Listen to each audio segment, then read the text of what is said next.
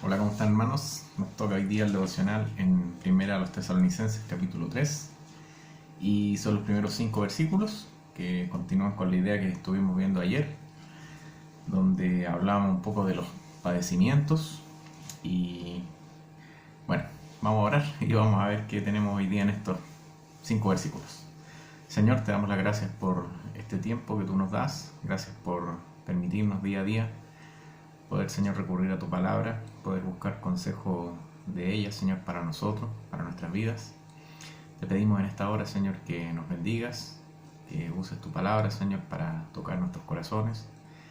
Ayúdanos, Señor, para hacer constantemente buena tierra, Señor, para tu semilla, para dar frutos, Señor, y mostrar con nuestras vidas, Señor, los cambios que tú vas produciendo, Señor, no solamente con nuestra boca, sino con todo lo que hacemos.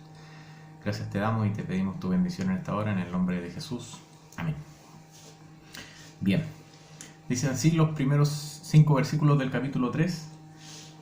Por lo cual, no pudiendo soportarlo más, acordamos quedarnos solos en Atenas, y enviamos a Timoteo, nuestro hermano, servidor de Dios y colaborador nuestro en el Evangelio de Cristo, para confirmaros y exhortaros respecto a vuestra fe, a fin de que nadie se inquiete por estas tribulaciones, porque vosotros mismos sabéis que para esto estamos puestos.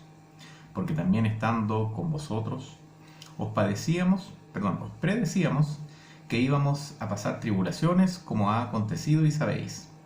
Por lo cual también yo, no pudiendo soportar más, envié para informarme de vuestra fe, no sea que os hubiese tentado el tentador y que nuestro trabajo resultase en vano. Podemos ver de aquí hay dos ideas que se repiten, que están en el versículo 1 y 5. Dos frases, digamos, que apuntan a lo mismo, y es el hecho de no pudiendo soportarlo más. Lo dice en el versículo 1 y después lo vuelve a recalcar en el versículo 5. No pudiendo soportarlos más. ¿Qué cosa no podía soportar? Bueno, habíamos visto antes de que había persecución, habían padecimientos en ese tiempo. Y Pablo declara que en el versículo 18, esto lo vimos ayer, declara y dice: por lo cual quisimos ir a vosotros, yo Pablo ciertamente una y otra vez, pero Satanás nos estorbó. Es decir, estaba en el corazón de Pablo esta inquietud de que él quería ir a ver a los hermanos, quería saber cómo estaban enfrentando los padecimientos, las tribulaciones, cómo estaba su fe, si es que había decaído, si es que se mantenía, si es que quizás estaba mejor. Tenía esa inquietud en su corazón y no podía hacerlo, no podía ir, no podía llegar hasta donde ellos estaban, hasta Tesalónica. Entonces, por esa razón es que dice en el versículo 1 y en el versículo 5 de este capítulo 3 que él ya no podía soportarlo más. ¿Y qué es lo que quiero resaltar aquí entonces? Como primer punto de lo que vamos a ver hoy, cómo era el corazón de Pablo. Un corazón de pastor, quizás, si queremos verlo como es hoy día, donde él estaba inquieto por la vida espiritual de los hermanos. Él estaba inquieto a tal punto que lo repite incluso diciendo: ya no puedo soportarlo más, me está matando, por decirlo de alguna manera, esta inquietud de no saber cómo están ustedes, cómo les ha ido con la tribulación, cómo está su fe. Por lo tanto, ¿qué es lo que él hace? Manda a una persona, que es Timoteo, lo leímos ahí en el versículo 2, para que pueda ir a enterarse de qué está pasando. Entonces, para cerrar la idea, quiero quedarme con este punto que ya decía, que es el corazón de Pablo.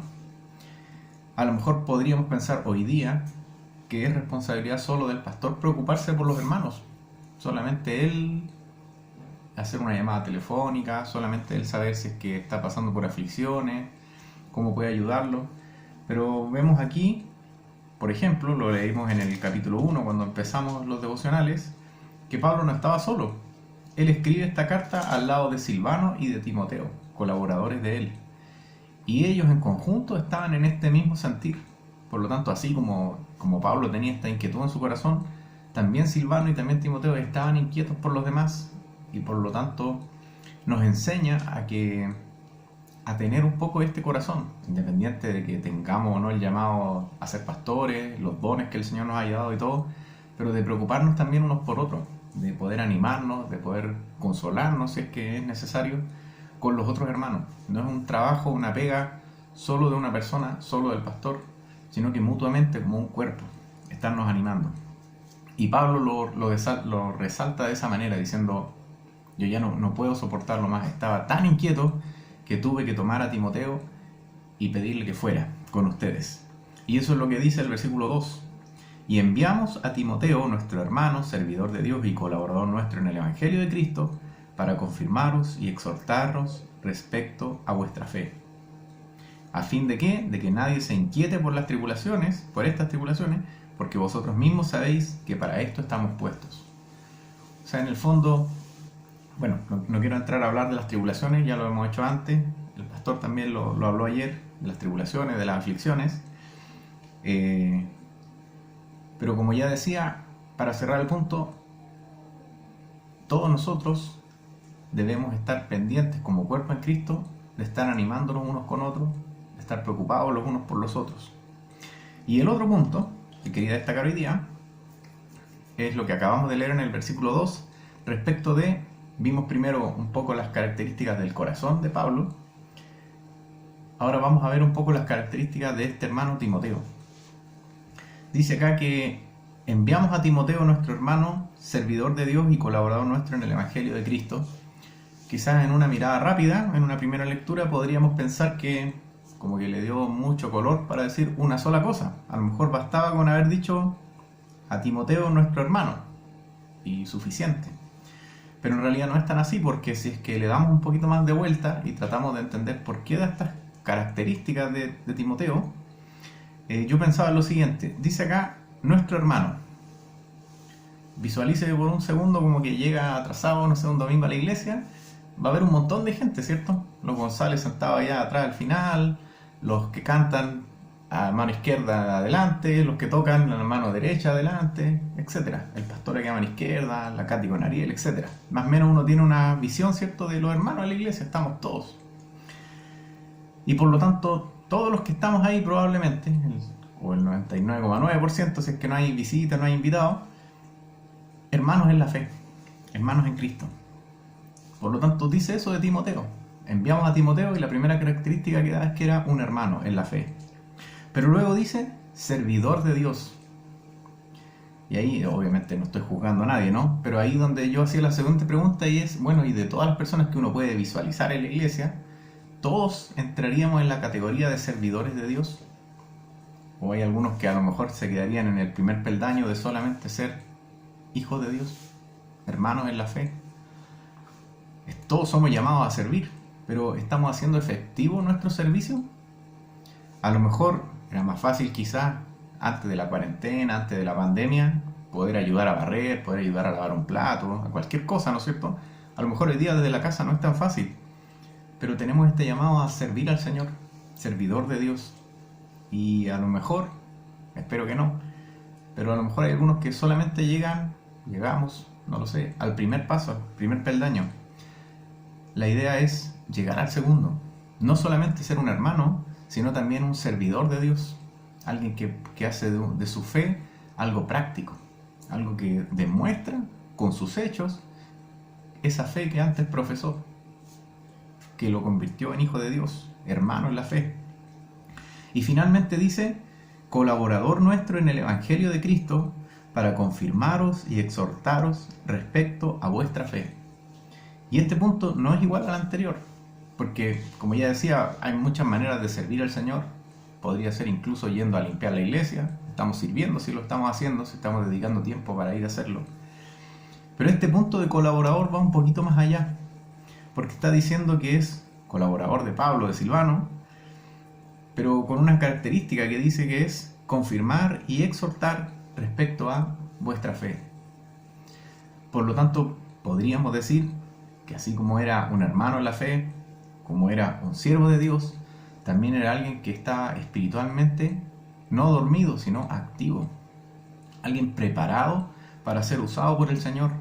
En este caso, para ir a Tesalónica y poder confirmar y exhortar a los hermanos que estaban ahí, pasando por dificultades, pasando por aflicciones. Por lo tanto, estaba preparado espiritualmente para ello. con conocimiento de la palabra, con una buena relación con el Señor para poder ir y hablar con denuedo, con inteligencia, ser usado por el Señor para esta labor de consolación y de confirmación y de exhortación para con los hermanos. Por lo tanto, para finalizar, pensando ahora en Timoteo, ¿cuáles de estas características viven en nosotros? Llegamos al tercer peldaño, que es hasta ser usado por el Señor gracias a una buena relación con Él, a un buen conocimiento de la palabra, etc. O estamos llegando solo al segundo, o tal vez solo al primero.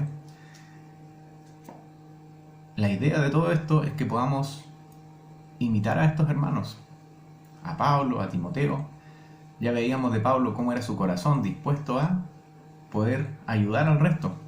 Y podemos ver aquí a Timoteo también cómo él estaba no solamente dispuesto a ir a un lugar donde había necesidad, donde había persecuciones, quizás él mismo en su viaje estuvo expuesto a quién sabe cuántas cosas, pero él amaba al Señor.